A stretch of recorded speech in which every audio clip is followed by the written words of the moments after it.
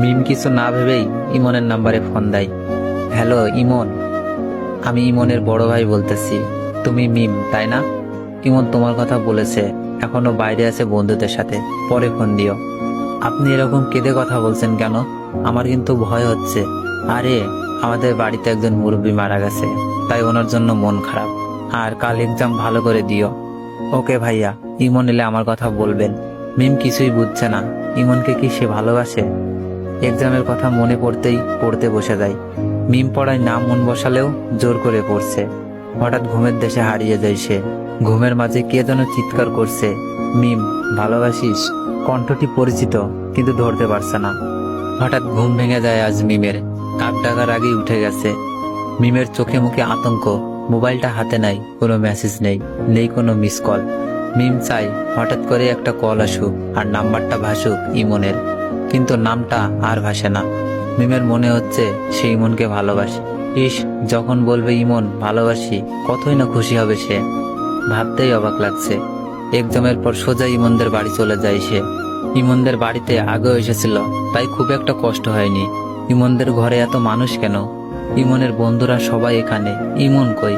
আগের বার এসেছিল, তখন তো ইমন কত খুশি হয়েছিল। ইমনের ভাই মিমকে এগিয়ে নিয়ে যাচ্ছে ইমনকে দেখাবে বলে, কিন্তু মিমের মনে খটকা, এদিকে তো গোরস্থান, এখানে কেন আনতাছে? ইমনের ভাই পকেটে হাত দেয়, একটা সেরা পাতা দেয় মিমের হাতে। কাগজটি পড়তে শুরু করে।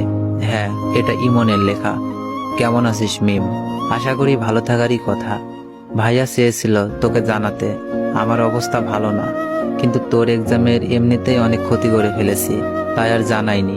এক্সাম কেমন হয়েছে? ও সরি, আমি তো আর বললেও শুনতে পাবো না। সম্ভবত তুই আমার কবরের পাশে দাঁড়িয়ে।